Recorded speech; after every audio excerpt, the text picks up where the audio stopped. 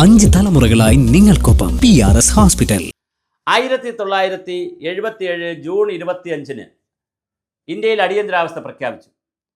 ആരുടെ നിർദ്ദേശം സ്വീകരിച്ചുകൊണ്ടാണ്, അല്ലെങ്കിൽ ആരാണ് ഈ അടിയന്തരാവസ്ഥയ്ക്ക് ഇന്ദിരാഗാന്ധിയെ പ്രേരിപ്പിച്ചത്? ഇന്ദിരാഗാന്ധിയുടെ കൂടെ തന്നെ നിയമവകുപ്പ് മന്ത്രി ഉണ്ടായിട്ട് പോലും അതിനെ ഓവർടേക്ക് ചെയ്തുകൊണ്ട് ബംഗാളിൽ നിന്ന് സിദ്ധാർത്ഥ സങ്കർ റയെ വിളിച്ചുകൊണ്ടാണ് വളരെ പെട്ടെന്ന് അടിയന്തരാവസ്ഥ പ്രഖ്യാപിക്കുന്നതിനുള്ള ഒരു പ്രൊവിഷൻ ചോദിച്ചത്. എങ്ങനെയാണ് നമ്മളെ ഈ പറയുന്നത്? കാരണം ഈ ഉത്തരവ് വന്നതിന് ശേഷം അലഹബാദ് കോടതിയുടെ ഉത്തരവ് വന്ന് അത് സുപ്രീം കോടതിയിൽ പോയി ജസ്റ്റിസ് കൃഷ്ണയ്യർ ആ കേസ് തള്ളുന്നുണ്ട്. ഞാൻ കേസിനെ സംബന്ധിച്ച് എല്ലാവർക്കും അറിയാവുന്നതുകൊണ്ടാണ് ഞാൻ അങ്ങനെ വിശദാംശം പറഞ്ഞു പോകാത്തത്. അപ്പോൾ അലഹബാദ് ഹൈക്കോടതി ഇന്ദിരാഗാന്ധിയുടെ ഇലക്ഷൻ അസാധുവാക്കുന്നു. അതിനെതിരെ അവർ അപ്പീൽ കൊടുക്കുന്നു. അപ്പോൾ ജസ്റ്റിസ് കൃഷ്ണയ്യർ സുപ്രീം കോടതി ഇരുന്നിട്ടൊരു വിധി ഇറക്കുന്നു. MP ആയി പാർലമെൻറ്റിൽ പോകാൻ കഴിയില്ല, ആ ഭാഗം അസാധുവാണ്, തെരഞ്ഞെടുപ്പ് അസാധുവാണ്, പക്ഷേ കാവൽ മന്ത്രിസഭയായിട്ടും പ്രധാനമന്ത്രിയെ തുടരാം. അതെന്തൊരു ഉത്തരവാണെന്ന് ആർക്കും മനസ്സിലാകുന്നില്ല. 6 മാസത്തിനകത്ത് MP ആയി ജയിച്ചാൽ മതി എന്നുള്ള ഒരു ഉത്തരവായിരിക്കും ഉദ്ദേശിച്ചത്. എന്തായാലും അതിനെതിരെ പിറ്റേ ദിവസം തന്നെ ഡൽഹിയിൽ വലിയ സമരം നടന്നു. ജയപ്രകാശ് നാരായണൻ്റെയും അതുപോലെ തന്നെ ചരൺ സിംഗിൻ്റെയും അങ്ങനെ വളരെ വലിയ ജനതാദളിൻ്റെയൊക്കെ ജനതാ പാർട്ടിയുടെയൊക്കെ നേതൃത്വത്തിൽ വലിയ സമരം നടന്നു. ലക്ഷക്കണക്കിന് ആളുകൾ പങ്കെടുത്തു.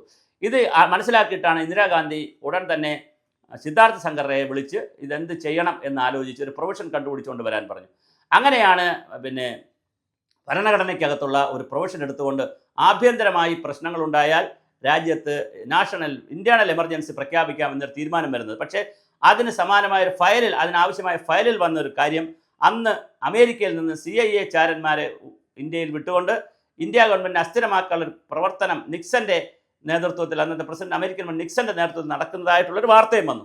അതുകൂടെ വന്നപ്പോഴാണ് എന്നാൽ ഇത് രണ്ടും കൂടി വെച്ചുകൊണ്ട് തട്ടാം എന്ന് വിചാരിച്ച് ഇന്ദിരാഗാന്ധി സിദ്ധാർത്ഥ സങ്കർ-റയുടെ ഉപദേശപ്രകാരം അത് രാജ്യത്ത് അടിയന്തരാവസ്ഥ പ്രഖ്യാപിച്ചത്. ആ ഒരു കാര്യം പറയാനാണ് ഞാൻ ഈ വീഡിയോ ചെയ്തത്. പിന്നെ എങ്ങനെയാണ് ഇത് പിൻവലിച്ചത്? ഏകദേശം 2 വർഷത്തോളം ഇത് പോയി.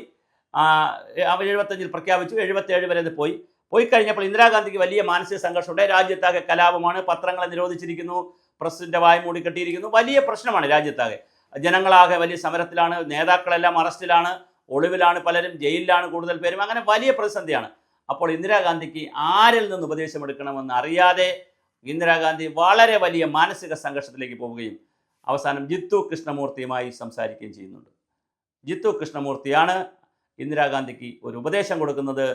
അങ്ങനെയാണെങ്കിൽ ഈ എമർജൻസി പിൻവലിക്കണം, നിങ്ങൾ റിലാക്സ് ചെയ്യൂ. എമർജൻസി പിൻവലിക്കണം എന്നല്ല ജിത്തു കൃഷ്ണമൂർത്തി പറഞ്ഞത്, നിങ്ങൾ ഇതൊക്കെ വിട്ടിട്ട് റിലാക്സ് ചെയ്യൂ മാഡം എന്ന് പറഞ്ഞു. മാഡം റിലാക്സ് ചെയ്യണമെങ്കിൽ ഈ പിടിവിടൂ എന്ന് പറഞ്ഞ്, അങ്ങനെയാണ് ജിത്തു കൃഷ്ണമൂർത്തിയുടെ ഒരു ആരാധികയാണ് ഇന്ദിരാഗാന്ധി ആയിരുന്നു.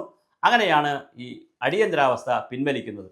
അപ്പോൾ അടിയന്തരാവസ്ഥ വരുന്നതും ഒരാളിൻ്റെ ഉപദേശം കൊണ്ടാണ്, പിൻവലിച്ചത് മറ്റൊരാളിൻ്റെ ഉപദേശം കൊണ്ടാണ്. എന്നാൽ അടിയന്തരാവസ്ഥ കാലത്ത് ഒരു കൊച്ചു കാര്യം കൂടെ പറഞ്ഞ് അവസാനിപ്പിക്കാം. അടിയന്തരാവസ്ഥ കാലഘട്ടത്തിൽ 6 പ്രാവശ്യം ഇന്ദിരാഗാന്ധിയുടെ കവിളിൽ സഞ്ജയ് ഗാന്ധി പബ്ലിക് ഒരു ഫംഗ്ഷനിൽ വെച്ച് അടിക്കുന്നുണ്ട്. അടിക്കുമ്പോൾ തന്നെ രാജീവ് ഗാന്ധി അടക്കമുള്ള ആളുകൾ അടുത്തുണ്ട്, ഒരുപാട് ആളുകൾ നേതാക്കൾ അടുത്തുണ്ട്. പക്ഷേ 6 പ്രാവശ്യം ഇന്ദിരാഗാന്ധിയുടെ കവിളിൽ സഞ്ജയ് ഗാന്ധി അടിക്കുന്നുണ്ട്. ആ സഞ്ജയ് ഗാന്ധിയെ കൊണ്ട് വലിയ ശല്യമാണ്. കണ്ടോൺമെൻറ്റ് ക്യാമ്പുകൾ, കോൺസെൻട്രേഷൻ ക്യാമ്പുകൾ, വലിയ 19 ലക്ഷം ആളുകളെ വന്ധീകരിച്ചു. വലിയ ഉപദ്രവമാണ് സഞ്ജയ് ഗാന്ധി ആ കാലഘട്ടത്തിൽ ചെയ്തു കൂട്ടിയത്.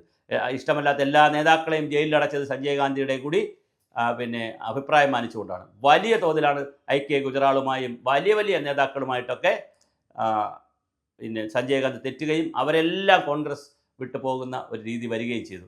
ആ സഞ്ജയ് ഗാന്ധി മരിച്ചപ്പോൾ Indira Gandhi cooling glass full time വച്ചിരുന്നു. ആ കൂളിംഗ് ഗ്ലാസ്സിനകത്തുകൂടി ധാരധാരയായി കണ്ണുനീർ വന്നു എന്നും ചരിത്രത്തിൽ കിടപ്പുണ്ട്. എന്തായാലും അമ്മയുടെയും മകൻ്റെയും കഥയൊക്കെ നമ്മൾ പഠിക്കുമ്പോൾ ഇന്ദിരാഗാന്ധി ദുർബലയായിരുന്നോ പ്രബലയായിരുന്നോ? ഇന്ത്യ എന്നാൽ ഇന്ദിര എന്നാൽ ഇന്ത്യ, ഏകാധിപതി എന്ന് പറയുമ്പോഴും ആ ഏകാധിപതി വളരെ ദുർബലയായിരുന്നോ എന്നുള്ളതാണ് കാലം ചോദിക്കുന്ന ചോദ്യം.